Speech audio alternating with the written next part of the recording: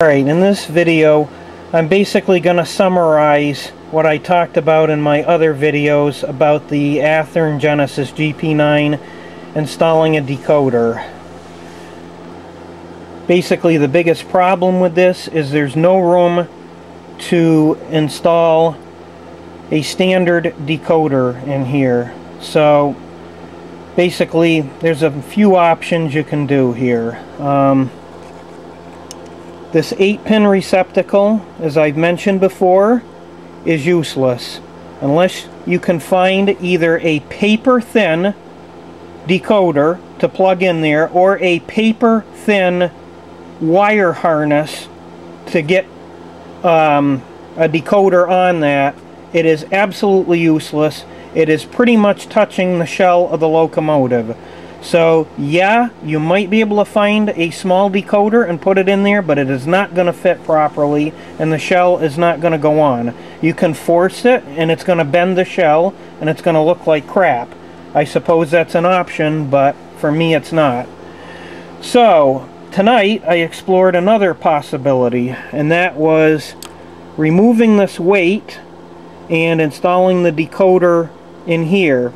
For those of you using North Coast D13 SRJ decoders, no go, not gonna work, will not fit, it's too long.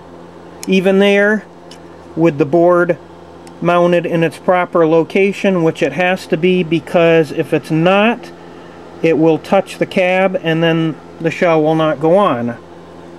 Now, if you would like, you could remove the weight and use a Digitrex decoder, this one here, and it probably will fit with the weight missing.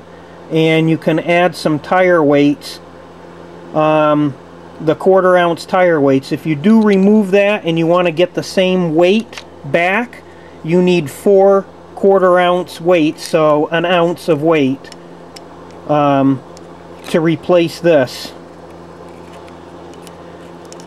Now, that is a possible option for me, but I do not like this decoder. This particular one, and maybe the newer ones are, is not a silent mode decoder. It makes the motor sound like crap because it is using half-wave DC, and I can't stand that. So, I don't want it. So, then the next option is to replace this board completely with a DASR type decoder, which other manufacturers other than North Coast make it. That is also a possibility, and it's a good one. The problem is, like I've mentioned before in the other video, and I will put a link in here so I don't have to explain it completely again, the output function on the decoder is 12 volts or 13 volts, whatever the track power is. And therefore, to make these bulbs work properly, you need to do one of two things. 1, use a resistor, or 2, use a voltage regulator. The problem with using resistors is you are not going to match both bulbs to the same brightness. I don't care what you do, I've already been there and done that, because the resistors are not perfect and the bulbs are not perfect. So if they're off any minute amount, it's going to make one bulb brighter than the other. I've tried wiring it in series, parallel, doesn't matter. It's not going to be right. You really, really need a voltage regulator if you're going to use the micro bulbs in the locomotive.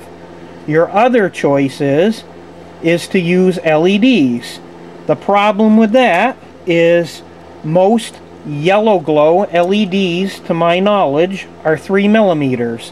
I've measured the hole on the locomotive for the light bulb, and it's 1.5 millimeters. I honestly do not believe I can turn down the LED that much without ruining the LED.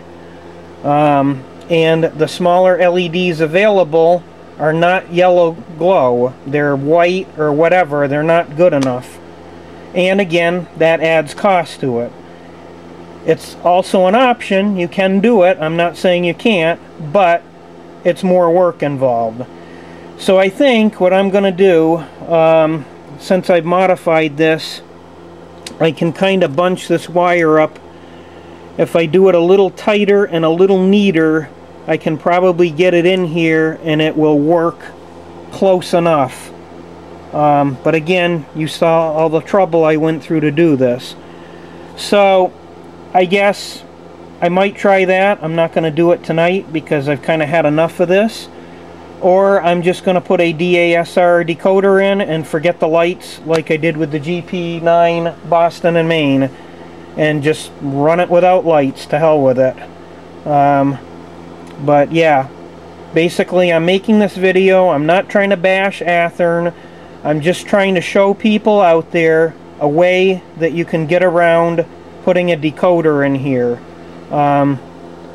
Just since I've measured this, if you do this unmodified and you're looking for a 9-pin plug-in decoder, you need something under a 1/2 inch, which I have not found one yet under a 1/2 inch. Most of them are bigger. Somebody said something about putting a N-scale decoder in. The ones that I looked at, and again, I couldn't see a close-up picture of them, were the 8-pin type decoder, not the 9-pin, and again, you're screwed because you cannot put something in there because it's going to raise the shell.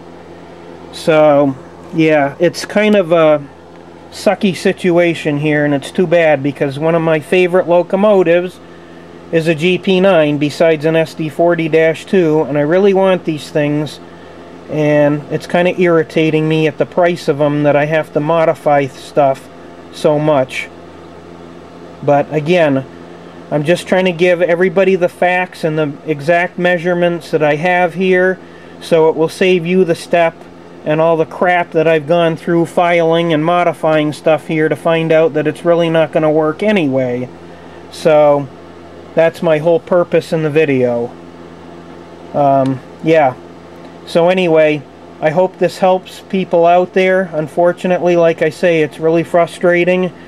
And it would have been nice had Athearn researched this just a little better and made it better. But it is what it is, and yeah, there's not much you can do about it. So anyway, thanks for looking.